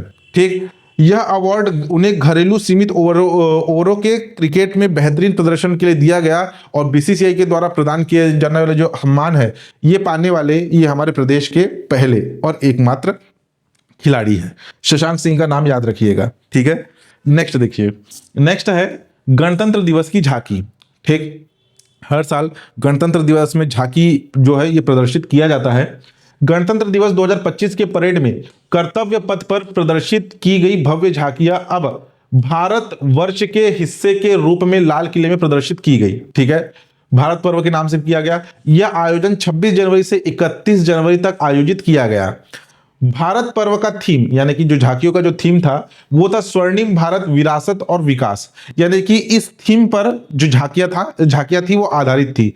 Chhattisgarh की झांकी भी इसी थीम पर आधारित थी। छत्तीसगढ़ की जो झांकी थी, इसमें जनजाति परंपराओं, सांस्कृतिक धरोहर, पारंपरिक लोक जीवन एवं रामनामी समुदाय देखिए, रामनामी समुदाय जो है ये अपने माथे के ऊपर राम का नाम, ठीक है, भगवान राम का नाम अपने माथे पे पूरे शरीर में गोदवाते हैं। राम नाम का लिखा हुआ सफेद वस्त्र धारण करते हैं। यह है रामनामी समाज। बड़े भजन का मेला भी आयोजित होता है। तो देखिए, इस झांकी में छत्तीसगढ़ की जनजाति परंपरा, सांस्कृतिक धरोहर, पारंपरिक लोक जीवन को दर्शाया गया है। ये जनजाति परंपरा को दर्शाया गया है, और साथ ही साथ सामने में रामनामी समुदाय के बैठे हुए 2 यहाँ पर एक प्रकार से झांकी प्रदर्शित की गई। इस जो गणतंत्र दिवस में जो झांकी प्रदर्शित हुई, उसमें प्रथम स्थान पर रहा उत्तर प्रदेश। उत्तर प्रदेश का जो थीम था, जो झांकी बनाई गई थी, वो महाकुंभ 2025 पर आधारित थी। महाकुंभ 2025 स्वर्णिम भारत, विरासत और विकास। सेकंड नंबर पर त्रिपुरा की झांकी रही, जो कि था शाश्वत श्रद्धा। त्रिपुरा में 14 देवताओं की पूजा, खर्ची पूजा। ठीक, तीसरे नंबर पर रहा आंध्र प्रदेश, एटी कोपाका बोमल्लू, पर्यावरण अनुकूल लकड़ी के खिलौने पर आधारित था। तो पहला पुरस्कार किसे प्रदान किया गया? उत्तर प्रदेश को प्रदान किया गया। ठीक। छत्तीसगढ़ का झांकी क्या था? जनजाति परंपरा पर आधारित और रामनामी समुदाय। ठीक। नेक्स्ट देखिए, जश प्योर ब्रांड। ठीक है, जश प्योर ब्रांड नाम से ही स्पष्ट है, जो जशपुर है, ठीक है, जशपुर जिले का एक ब्रांड है। ग्रामीण भारत महोत्सव, ग्रामीण भारत महोत्सव जिसका आयोजन 4 से 9 जनवरी के मध्य दिल्ली में इस ग्रामीण भारत महोत्सव का आयोजन हुआ। दिल्ली में ये जो आयोजित हुआ, इसमें ग्राहक जशपुर जिले के जशप्योर ब्रांड की तरफ आकर्षित हो रहे हैं। ठीक है, ये जो जशपुर ब्रांड है, देखिए छत्तीसगढ़ सरकार ने वन उपज प्रसंस्करण यानी कि वन उपज की प्रोसेसिंग को बढ़ावा देकर प्रदेश के ग्रामीणों की अर्थव्यवस्था को मजबूती दी है। ये जो जशप्योर ब्रांड है, इसमें महुआ की चाय, च्यवनप्राश, जावा फूल चावल से बने पास्ता सहित अन्य उत्पाद ने लोकल से ग्लोबल बाजार तक अपनी खास पहचान बनाई है। यह आत्मनिर्भर एवं नवाचार का अद्भुत उदाहरण है। तो जो ग्रामीण भारत महोत्सव का आयोजन हुआ आपके दिल्ली में, उसमें जशपुर जो जशप्योर है, ठीक है, जशपुर का जश और पुर के जगह प्योर वर्ड यूज कर दिया गया है। इसमें वनोपज आधारित प्रोडक्ट सेल किए गए, जो आकर्षण का केंद्र रहा। तो जशप्योर ब्रांड नाम याद रखना इसका। ठीक। नेक्स्ट है पोट्टलइका। ठीक है, देखो जितना बता रहा हूं उतना याद रखना, जबरदस्ती भर भर के थ्योरी पढ़ने से मतलब नहीं है। यहां पर वर्ड यूज किया जा रहा है पोट्टलइका। पोट्टलइका जिसका अर्थ होता है स्वस्थ बच्चा। ठीक है, पोट्टलइका अभियान कहां चलाया गया पूछा जाए तो राजनांदगांव जिले में। ठीक है, इससे पहले हमने स्वस्थ माता सुरक्षित बच्चा एक अभियान पढ़ा, ये कहां पर चलाया गया था? जशपुर के बगिया तहसील में इसकी शुरुआत की गई थी। ये क्या है? पोट्टलइका जिसका अर्थ होता है स्वस्थ बच्चा, ये चलाया गया राजनांदगांव में। ठीक है, शासन से सुरक्षित बचपन यानी कि बच्चों को कुपोषण से बाहर निकालना इस अभियान का मुख्य उद्देश्य है। पिछले 5 महीने में 56.93 बच्चे कुपोषण से मुक्त हुए हैं। तो पोट्टलइका अभियान, ठीक है, जो कि बच्चों को कुपोषण से मुक्त करना है, ये किस जिला प्रशासन के द्वारा चलाया गया है? राजनांदगांव जिला प्रशासन के द्वारा। दूसरा है युवा महोत्सव। छत्तीसगढ़ राज्य युवा महोत्सव 2025 का आयोजन 12 से लेकर के 14 फरवरी 2025 के मध्य इसका आयोजन हुआ। आयोजन कहां पर हुआ? रायपुर में जो साइंस कॉलेज का मैदान है, वहां पर इसका आयोजन हुआ। खेल एवं युवा कल्याण विभाग के द्वारा राज्य युवा महोत्सव मनाया गया। इसमें 14 संस्कृति विधाओं की प्रस्तुति रही, जैसे कि सामूहिक लोक नृत्य, लोकगीत, आपका व्यक्तिगत लोक नृत्य, लोकगीत, कहानी लेखन, चित्रकला, कविता, विज्ञान मेला समूह, हस्तशिल्प, टेक्सटाइल, कृषि उत्पाद और रॉक बैंड, ये सारी की प्रदर्शनी लगाई गई थी। हमारे लिए इंपॉर्टेंट क्या है कि राज्य युवा महोत्सव का आयोजन कब से कब तक हुआ? 12 से लेकर के 14 जनवरी 2025 के मध्य इसका आयोजन हुआ। ठीक। नेक्स्ट देखिए, रजकट्टा चंद्रगिरी पर्वत। ठीक है, चंद्रगिरी पर्वत, रजकट्टा चंद्रगिरी पर्वत, ये पिछले साल चर्चा में रहा था। यहां पर जैन मुनि आचार्य विद्यासागर ने संलेखनक विधि के माध्यम से अपने देह का त्याग किया था। ये जैन धर्म का एक प्रमुख धार्मिक स्थल है।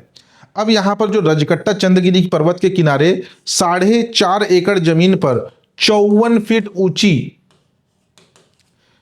फीट ऊंची विद्यासागर का स्मारक बनाया जाएगा। आचार्य विद्यासागर जी का स्मारक बनाया जाएगा।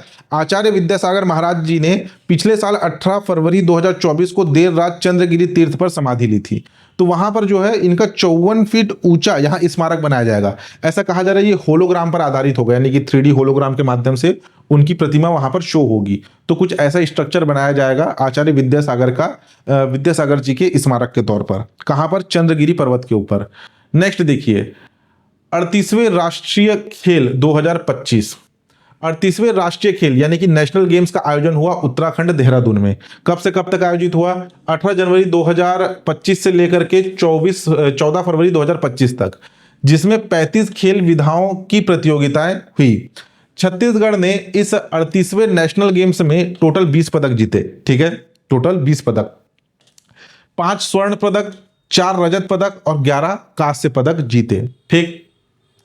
इंपॉर्टेंट क्या है कि इस साल जो नेशनल गेम्स है उसका कौन सा संस्करण आयोजित हुआ? 38वें नेशनल गेम्स का आयोजन कहां पर हुआ? उत्तराखंड के देहरादून में। कब से कब तक आयोजित हुआ? 28 जनवरी से 14 फरवरी। ठीक। छत्तीसगढ़ ने कुल कितने पदक जीते? 20 पदक जीते। कुल कितने स्वर्ण पदक जीते? 5 स्वर्ण पदक जीते। कुल कितने रजत जीते? 4 रजत और 11 कांस्य। अब यहाँ पे 5 स्वर्ण पदक लिखा हुआ है, लेकिन मेरे पास केवल 4 का लिस्ट है। एक और स्वर्ण पदक किसने जीता मेरे को जानकारी नहीं है। अगर किसी को जानकारी होगा तो 5वें का नाम भी मेरे को बता दीजिएगा। मेरे को जितना मिल सका इंटरनेट से मैंने उतना जानकारी कलेक्ट किया। यहाँ पे स्वर्ण पदक विजेताओं की सूची है। भारोत्तोलन यानी कि वेट लिफ्टिंग में हमारी जो स्टार प्लेयर है ज्ञानेश्वरी यादव, दूसरे है आपके विजय कुमार। इन दोनों ने भारोत्तोलन यानी कि वेट लिफ्टिंग में स्वर्ण पदक जीता। कलरी पायट्टू, केरल का इसे मार्शल आर्ट कहा जाता है। इसमें जो है विवेक सिंह ने, छत्तीसगढ़ के विवेक सिंह ने स्वर्ण पदक जीता। और योगासन में यह ठीक है यानी कि योगा प्रभाकर सिंह और प्रकाश कुमार साहू, इनकी संयुक्त जोड़ी ने योगासन में नेशनल गेम्स में स्वर्ण पदक जीता। तो मेरे पास केवल 4 स्वर्ण पदक की सूची है, जबकि बताया गया है 5 स्वर्ण पदक जीता है छत्तीसगढ़ ने। 5वां किसने जीता, अगर किसी को जानकारी होगा तो नीचे कमेंट करके बता दीजिएगा। ठीक, बाकी स्टार प्लेयर ज्ञानेश्वरी यादव का नाम याद रखिएगा, किस खेल से संबंधित है और नेशनल गेम्स में इन्होंने कौन सा पदक जीता। छत्तीसगढ़ हुआ गौरवान्वित। वीणा साहू जो कि बालोद जिले के ग्राम जमरुआ की रहने वाली है, किसान परिवार से संबंधित है आपकी वीणा साहू। हाल ही में भारतीय सेना की लेफ्टिनेंट नर्सिंग ऑफिसर बनी है। छत्तीसगढ़ की पहली आपकी महिला जो कि भारतीय सेना में लेफ्टिनेंट नर्सिंग अफसर बनी है। इनका नाम याद रखिएगा। ठीक है, भारतीय सेना में भी आपके नर्सिंग ऑफिसर का एक पोस्ट होता है, तो छत्तीसगढ़ की पहली महिला है जो कि भारतीय सेना में लेफ्टिनेंट नर्सिंग ऑफिसर बनी है। काफी चर्चा में थी, इनका नाम याद रखिएगा, वीणा साहू। ठीक, नेक्स्ट देखिए, पंडित दीनदयाल उपाध्याय भूमिहीन कृषि कल्याण योजना। ठीक है, पहले था आपका राजीव गांधी भूमिहीन कृषक मजदूर सहायता योजना करके चलता था, उसका नाम परिवर्तित करके रीब्रांडिंग कर दी गई है। इसके स्थान पर आ गया है पंडित दीनदयाल उपाध्याय भूमिहीन कृषि कल्याण योजना। नाम से ही स्पष्ट है, भूमिहीन कृषि कल्याण। भूमिहीन का मतलब यहां पे ध्यान दीजिएगा, हमारे प्रदेश में जो है बहुत से ऐसे किसान हैं जो अपने स्वयं की भूमि के ऊपर खेती करते हैं, इन्हें किसान कहा जाता है। लेकिन बहुत से ऐसे भी किसान हैं जिनके पास स्वयं की कृषि भूमि नहीं है, वो किसी दूसरे के कृषि भूमि के ऊपर किसानी करते हैं। बहुत एक कॉन्सेप्ट आता है अध्या का, यानी कि जमीन किसी और की है, उस पर किसानी कोई और कर रहा है, जो भी उपज होगा उसको दोनों आधा आधा करेंगे। जिसकी जमीन है वो आधा रखेगा और जिसने किसानी की वो आधा रखेगा। ये किसान कहला रहा है, लेकिन इनके पास स्वयं की कृषि भूमि नहीं है। उनकी सहायता के लिए लाया गया है पंडित दीनदयाल उपाध्याय भूमिहीन कृषि कल्याण योजना। 20 जनवरी 2025 को इस योजना की शुरुआत की गई है ऑफिशियल तौर पर। भूमिहीन कृषि मजदूर परिवारों के शुद्ध आय में वृद्धि कर उन्हें आर्थिक रूप से संबल प्रदान करना इस योजना का मुख्य उद्देश्य है। इसके तहत आर्थिक सहायता प्रदान की जाएगी भूमिहीन किसानों को 10,000 रुपए सालाना। फॉर एग्जाम्पल क्या होता है, बहुत से लोग मजदूरी करने के लिए अपने छत्तीसगढ़ से बाहर जाते हैं, लेकिन जब कृषि का मौसम आता है तो कृषि के मौसम में वही लोग आते हैं और किसी दूसरे की कृषि भूमि के ऊपर वो खेती करते हैं। कृषि भूमि उनकी नहीं है, दूसरे का खेत है, उस पर वो मजदूरी करेंगे, फसल उगाएंगे। जिसकी भूमि है वो आधा रखेगा और जिसने किसानी किया वो आधा रखेगा। इसे अध्या वर्ड यूज होता है इसके लिए। ठीक, अनुमानित है कि इसके तहत 5,62,112 हितग्राही को योजना के तहत 5.62 करोड़ की सहायता राशि प्रदान की जाएगी। इस योजना में भूमिहीन कृषि मजदूरों के साथ साथ वनोपज संग्राहक भूमिहीन परिवार, चरवाहा, बढ़ई, लोहार, मोची, नाई, धोबी आदि पौनी पसरी व्यवस्था से संबंध भूमिहीन परिवार भी शामिल होंगे, यानी जिनके पास स्वयं की भूमि नहीं है। इसके अलावा अनुसूचित क्षेत्रों के आदिवासियों के देव स्थल में पूजा करने वाले पुजारी, बैगा, गुनिया, मांझी परिवार को भी शामिल किया गया है। कितनी राशि प्रदान की जाएगी, कब शुरुआत हुई, कितने हितग्राही है, कि कौन लाभान्वित होगा, इनको थोड़ा सा याद रखना। ठीक, नेक्स्ट देखिए, डॉक्टर खूबचंद बघेल जी के नाम पर कृषि विद्युत पंप सहायता योजना का नामकरण। मुख्यमंत्री श्री विष्णुदेव साय जी ने कृषि विद्युत पंप सहायता योजना का नाम परिवर्तित करके महान स्वतंत्रता सेनानी, उन्नत कृषक एवं समाज सेवी डॉक्टर खूबचंद बघेल जी के नाम पर करने की घोषणा की है। कृषक हितैषी यह योजना डॉक्टर खूबचंद बघेल किसान विद्युत सहायता योजना के नाम से जाना जाएगा। योजना का नाम क्या है? डॉक्टर खूबचंद बघेल किसान विद्युत सहायता योजना। ठीक, इसमें केवल इतना ही है। नेक्स्ट देखिए, नेक्स्ट है लीजेंड्स 90 लीग्स 2025। ठीक है, हमारे छत्तीसगढ़ के रायपुर में स्थित शहीद वीर नारायण सिंह अंतर्राष्ट्रीय क्रिकेट स्टेडियम में लीजेंड्स 90 लीग का आयोजन हुआ, जिसमें ये जो लीग है इसमें 15 ओवर का एक आपका मैच होता है, 15-15 ओवर का, यानी कि टोटल 90 गेंद की एक पारी होती है। इस बार जो आपका अतिथि देश था वो था भारत। आयोजन स्थल था शहीद वीर नारायण सिंह अंतर्राष्ट्रीय cricket stadium Raipur. Legend leagues, यानी कि लीजेंड का मतलब जो पहले क्रिकेट खेलते थे अब रिटायर हो चुके हैं, तो जो रिटायर हो चुके खिलाड़ी फिर से खेलते हैं वो है आपका लीजेंड लीग्स। ठीक, इसमें टोटल 7 टीम शामिल हुए। एक Chhattisgarh warriors, Rajasthan kings, Haryana gladiators, आपके गुजरात संप army, Dubai giants, big boys यूनिकारी और दिल्ली रॉयल्स। इस मैच का आयोजन हुआ 6 फरवरी से 18 फरवरी 2025 के मध्य। इसमें अंतिम मैच खेला गया छत्तीसगढ़ वॉरियर और राजस्थान किंग्स के मध्य, और फाइनल मैच जीता किसने? छत्तीसगढ़ वॉरियर ने। यह है आपके लीजेंड 19, 6 से लेकर के 18 फरवरी 2025 के मध्य रायपुर छत्तीसगढ़ में इसका आयोजन हुआ। ठीक है, छत्तीसगढ़ वॉरियर टीम के कप्तान कौन थे? वो थे आपके सुरेश रैना। अभी हमारे छत्तीसगढ़ में छत्तीसगढ़ क्रिकेट प्रीमियर लीग भी हुआ, उसके ब्रांड एम्बेसडर भी थे आपके सुरेश रैना। ठीक, नेक्स्ट देखिए, मुख्यमंत्री श्री विष्णुदेव साय जी ने डोंगरगढ़ के प्रसिद्ध प्रज्ञागिरी तीर्थ स्थल में आयोजित 32वें अंतर्राष्ट्रीय बौद्ध सम्मेलन में शामिल हुए। अब यहां पे केवल आपको याद रखना है कि छत्तीसगढ़ में अंतर्राष्ट्रीय बौद्ध सम्मेलन का आयोजन कहां पर होता है। जैसे मैंने आपको प्रसाद योजना में बताया, डोंगरगढ़ की पहाड़ी जो कि हिंदू धर्म मां बबलेश्वरी से संबंधित है, चंद्रगिरी की पहाड़ी जो कि जैन धर्म से संबंधित है, यहीं पर आपके जैन मुनि विद्यासागर जी ने अपना संलेखना विधि के माध्यम से प्राण त्यागा, और तीसरा है आपका प्रज्ञागिरी की पहाड़ी जहां पर गौतम बुद्ध की एक ऊंची प्रतिमा खुले आसमान पर है, खुले आसमान में वहां पे विराजित है। तो जो प्रज्ञागिरी की पहाड़ी है, इस प्रज्ञागिरी की पहाड़ी में ही प्रतिवर्ष अंतर्राष्ट्रीय बौद्ध सम्मेलन का आयोजन होता है। इस साल इसके 32वें संस्करण का आयोजन हुआ 6 फरवरी 2025 को। केवल आपको इतना ही याद रखना है। ठीक, नेक्स्ट देखिए, निशा यादव पिछले आपके करंट अफेयर दिसंबर में चर्चा में थी, अभी फिर चर्चा में आई है।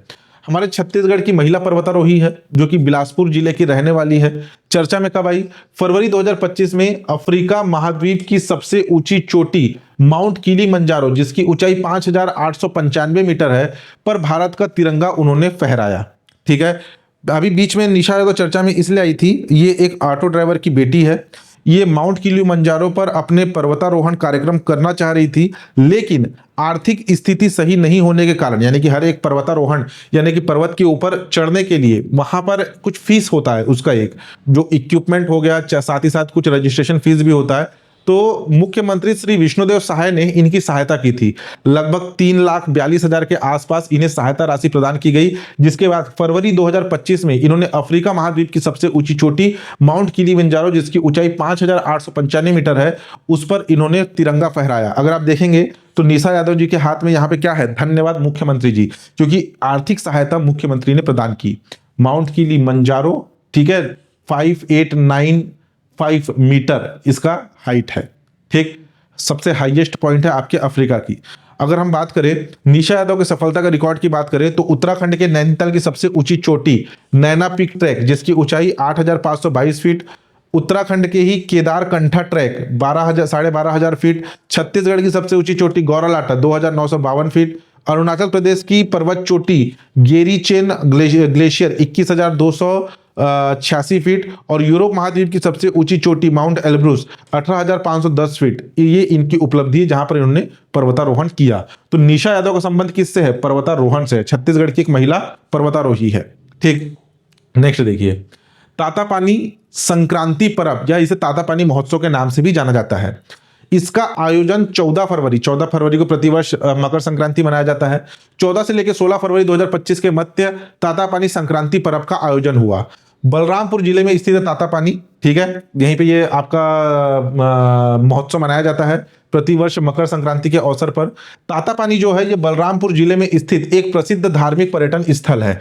यहाँ धरती के अंदर से गर्म से निकलने वाला गर्म पानी का एक कुंड है।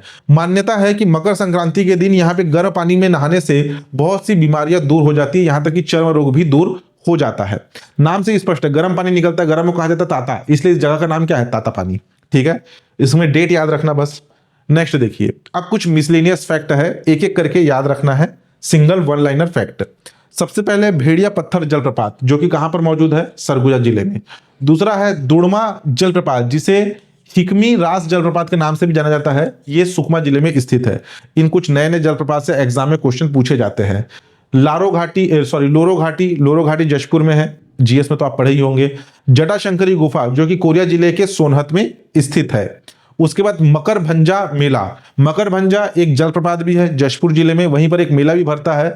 आपके जशपुर के महनाई नामक स्थान पर मकरभंजा मेले का आयोजन होता है। छत्तीसगढ़ योग आयोग के नए अध्यक्ष बनाए गए श्री रूप नारायण सिन्हा। ठीक है, छत्तीसगढ़ योग आयोग के अध्यक्ष कौन है, श्री रूप नारायण सिन्हा। प्रस्तावित मेडिकल कॉलेज, छत्तीसगढ़ में 4 नए मेडिकल कॉलेज प्रस्तावित है। एक जांजगीर चांपा, दूसरा कवर्धा, तीसरा मनेन्द्रगढ़ और चौथा है दंतेवाड़ा। और अभी सुनने में आया है कि इन चारों के चारों मेडिकल कॉलेज में हिंदी लैंग्वेज में पढ़ाई होगी। ठीक है, जनरली जो मेडिकल की पढ़ाई होती है इंग्लिश में होती है, लेकिन प्रदेश सरकार प्रयास कर रही है कि इन 4 मेडिकल कॉलेज में जो आपकी पढ़ाई होगी वो हिंदी में होगी। ठीक, उसके बाद कचना या करिया धुरवा मंडई, जो कि प्रतिवर्ष पौष पूर्णिमा के दिन महासमुंद जिले के पिथौरा में इस मंडई का आयोजन होता है। कचना या करिया धुरवा मंडई का आयोजन पौष पूर्णिमा। रूसे जलाशय भी हाल ही में चर्चा में रहा। यहाँ पे साइबेरिया और मध्य एशिया से 17 कॉमन क्रेन ये प्रतिवर्ष आते हैं, इस साल भी आए। तो ये रूसे जलाशय कहाँ पर है, खैरागढ़ में स्थित है। ठीक, तुलार गुफा, जो कि दंतेवाड़ा जिले के बारसूर में स्थित है। तुलार गुफा, केवल गुफा का नाम याद रखना है, लोकेशन याद रखना है। दवानल यानी कि वनाग्नि, जो फॉरेस्ट फायर है, इस मामले में जो हमारा बीजापुर है ये देश का तीसरा सबसे बड़ा जिला है। अभी ISFR रिपोर्ट आया, आपके इंडियन स्टेट फॉरेस्ट रिपोर्ट, उसमें जो है ये आंकड़े आए थे। तो सर्वाधिक जो जंगलों में आग लगी उस मामले में हमारे छत्तीसगढ़ का बीजापुर देश में तीसरे स्थान पर है।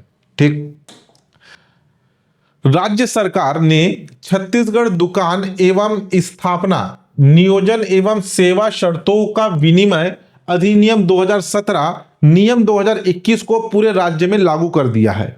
राज्य की अर्थव्यवस्था को मजबूत करने के लिए छत्तीसगढ़ सरकार ने नई दुकानें और स्थापना अधिनियम लागू किया, जिससे व्यापारियों को अपनी दुकान सप्ताह में 7 दिन 24 घंटे खुले रखने की अनुमति मिल गई है। पहले दुकान खोलने का एक लिमिटेड टाइम होता था, रात में 10, 11 बजे, 12 बजे के बाद ज्यादा आप दुकान नहीं खोल सकते थे, कुछ आपके विशेष दुकानों या मेडिकल को छोड़ करके। लेकिन अब जो है दुकानें अनुमति लेकर के सप्ताह में 7 दिन 24 घंटे दुकान ओपन कर सकते हैं इस आपके अधिनियम और नियम के तहत।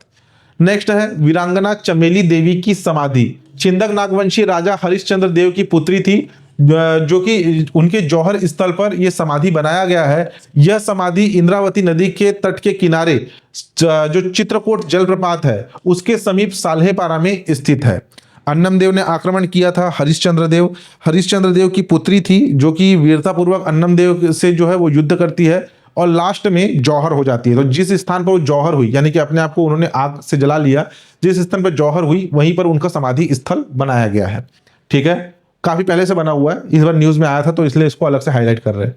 मुख्यमंत्री श्री विष्णुदेव साय ने उज्बेकिस्तान में आयोजित विश्व पैरा आर्म्स रेसलिंग चैंपियनशिप में सिल्वर मेडल जीतकर भारत और छत्तीसगढ़ के मान बढ़ाने वाले पैरा एथलीट श्रीमंत झा को हार्दिक बधाई दी। श्रीमंत झा, जिन्होंने विश्व पैरा आर्म्स रेसलिंग चैंपियनशिप में सिल्वर मेडल जीता, नाम याद रखना, कई बार रैंडम किसी भी एक खिलाड़ी से क्वेश्चन पूछ लेता है। मुख्यमंत्री श्री विष्णुदेव साय से मुख्यमंत्री निवास पर सुप्रसिद्ध लेखक एवं हास्य कवि पद्मश्री सुनील जोशी जी ने के सौजन्य से मुलाकात पर नमामि भारतम और ऐसा कोई देश नहीं नाम के 2 स्वरचित पुस्तकें भेंट की। तो याद रखना, सुनील जोगी, जिनकी पुस्तकों का नाम है नमामि भारतम और ऐसा कोई देश नहीं है, ये किसकी रचना है, सुनील जोगी जी की।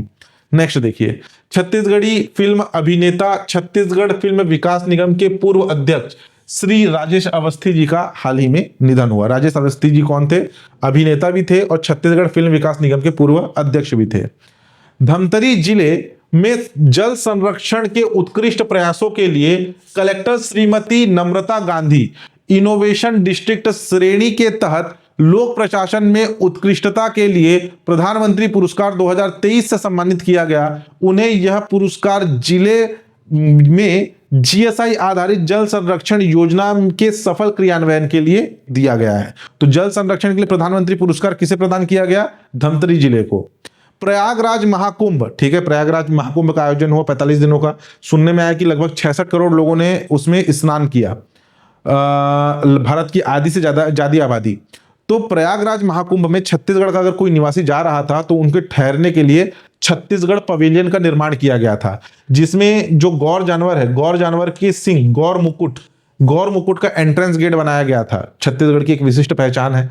वहां पे रहना, खाना, पीना सब मुफ्त रखा गया था। तो प्रयागराज में छत्तीसगढ़ के श्रद्धालुओं के विशेष सुविधा के लिए प्रयागराज महाकुंभ 2025 के सेक्टर 6 लक्ष्मी द्वार के पास छत्तीसगढ़ मंडप, जिसे नाम दिया गया था छत्तीसगढ़ पवेलियन, बनाया गया था। हो सकता है कुछ क्वेश्चन बन जाए। 12 जनवरी 2025 को छत्तीसगढ़ में युवा खेल प्रतिभाओं को बेहतर प्रशिक्षण सुविधाएं प्रदान करने के लिए मुख्यमंत्री श्री विष्णुदेव साय जी ने 3 प्रमुख खेल अकादमी की स्थापना की स्वीकृति दी है। ध्यान देना, छत्तीसगढ़ में टेनिस एकेडमी बनाया जाएगा रायपुर में, हॉकी एकेडमी बनाया जाएगा राजनांदगांव में, और मलखंब एकेडमी बनाया जाएगा नारायणपुर में। याद रखना, tennis academy Raipur, hockey academy Rajnandgaon और मलखंब एकेडमी आपका नारायणपुर में। ठीक। कबीरधाम जिले के 3 बैगा परिवार के 6 सदस्यों को राष्ट्रपति श्रीमती द्रौपदी मुर्मू जी ने गणतंत्र दिवस के अवसर पर विशेष रूप से नई दिल्ली में आमंत्रित किया। जो आपकी बैगा जनजाति है, ये आपके राष्ट्रपति के दत्तक पुत्र भी कहे जाते हैं। हर साल राष्ट्रपति जो है भारत में किसी न किसी आपकी जनजाति विशेष के लोगों को आमंत्रित करते खाने के लिए। तो कबीरधाम जिले के 3 बैगा परिवार के 6 सदस्यों को आमंत्रित किया गया था गणतंत्र दिवस के अवसर पर मुख्यमंत्री आपके द्रौपदी मुर्मू जी के द्वारा। ठीक। पर्यटक को आकर्षित करने के लिए नौकायान और बैम्बू राफ्टिंग या बांस राफ्टिंग की रोमांच बस्तर जिले के ग्राम तरिया बना पर्यटन का नया केंद्र। यानी कि बस याद रखना कि तरिया पर्यटन केंद्र कहां पर है, ये मौजूद है बस्तर में। मुख्यमंत्री श्री विष्णुदेव साय जी के नेतृत्व में छत्तीसगढ़ की अर्थव्यवस्था को नई ऊंचाई पर लाने एवं स्थानीय स्तर पर रोजगार सृजन हेतु यूनिटी मॉल बनाया जा रहा है। ठीक है, यूनिटी मॉल, इसका कॉन्सेप्ट क्या है? छत्तीसगढ़ में एक जिला एक उत्पाद, हर एक जिले में एक उत्पाद उसकी विशिष्ट पहचान होगी। मॉडल को प्रोत्साहन मिलेगा, स्थानीय उत्पादों की विक्रय को बढ़ावा मिलेगा, स्थानीय शिल्पकारों, बुनकरों, लघु उद्यमियों को सीधा लाभ मिलेगा। छत्तीसगढ़ में यूनिटी मॉल का निर्माण के लिए केंद्र सरकार 200 करोड़ रुपए की राशि स्वीकृत की है। तो 200 करोड़ रुपए की राशि स्वीकृत हुई है आपके यूनिटी मॉल को, जो कि छत्तीसगढ़ में एक जिला एक उत्पाद पर आधारित होगा, जिसमें बुनकरों, हस्तशिल्पकारों, लघु उद्यमियों को सीधा लाभ मिलेगा। ठीक। आपका नेक्स्ट है छत्तीसगढ़ विशेष क्षेत्र अचल संपत्ति व्ययन नियम 2008 के तहत नवा रायपुर अटल नगर में the art of living centre की स्थापना की जाएगी। छत्तीसगढ़ में आर्ट ऑफ लिविंग सेंटर किस जिले में प्रस्तावित है पूछा जाए, सॉरी, तो ये रायपुर जिले के नवा रायपुर में। ठीक। नेक्स्ट, कैबिनेट ने विधानसभा सत्र में किए गए घोषणा का अनुपालन करते हुए राज्य के कलाकारों को दी जाने वाली आर्थिक सहायता राशि में वृद्धि करने का निर्णय लिया है। ध्यान देना, छत्तीसगढ़ में जो अर्थाभावग्रस्त है, यानी कि आर्थिक रूप से थोड़े से जिनको तंगी है, लेखकों और कलाकारों व उनके आश्रितों को वित्तीय सहायता देने के लिए संस्कृति विभाग द्वारा संचालित छत्तीसगढ़ कलाकार कोष नियम 1982 में संशोधन कर राज्य के कलाकारों को 25,000 रुपए के स्थान पर अधिकतम 50,000 रुपए की सहायता एवं मृत्यु होने पर 1 लाख रुपए की आर्थिक सहायता राशि प्रदान किए जाने का निर्णय लिया है। ठीक है, तो कलाकारों को कितनी सहायता राशि मिलेगी? 50,000 रुपए। पहले कितनी मिलती थी? 25,000 रुपए। मृत्यु होने पर उनके आश्रितों को कितने मिलेगा? 1 लाख रुपए। ठीक। उसके बाद छत्तीसगढ़ की जो कैबिनेट है, यानी कि सरकार की कैबिनेट ने महिला स्व सहायता समूहों के हित को ध्यान में रखते हुए रेडी टू ईट का निर्माण कार्य महिला स्व सहायता समूह को सौंपने का निर्णय लिया है। प्रथम चरण में रेडी टू ईट निर्माण कार्य में 5 जिलों के महिला स्व सहायता समूह को दिया जाएगा। रेडी टू ईट क्या होता है? जो आंगनबाड़ी केंद्रों में जो गर्भवती माताओं और बच्चों को जो पोषण आधारित जो भोजन प्रदान किया जाता है, वो स्वचालित मशीनों से निर्माण होता है। तो अब ये जो रेडी टू ईट के अंतर्गत जो भी पोषण आधारित जो खाद्य पदार्थ बनाए जाएंगे, वो महिला स्व सहायता समूहों के माध्यम से बनाए जाएंगे। तो ये था कुछ प्रमुख जनवरी और फरवरी माह के करंट अफेयर का टॉपिक। ठीक है, जनवरी और फरवरी माह में उतने करंट अफेयर के कंटेंट नहीं आए थे क्योंकि चुनाव हो रहे थे। चुनाव के कारण आचार संहिता लगा हुआ था और जिस कारण से ज़्यादा करंट अफेयर के कंटेंट बने नहीं। जितने इंपॉर्टेंट थे मैंने सारा एक एक करके आपको कवर करा दिया है। ठीक है, तो आज के लिए इतना ही। किसी प्रकार का डाउट होगा तो आप नीचे कमेंट करके पूछ सकते हैं। चैनल पे नए हैं तो चैनल को सब्सक्राइब कीजिएगा, लाइक और शेयर जरूर कीजिएगा। धन्यवाद।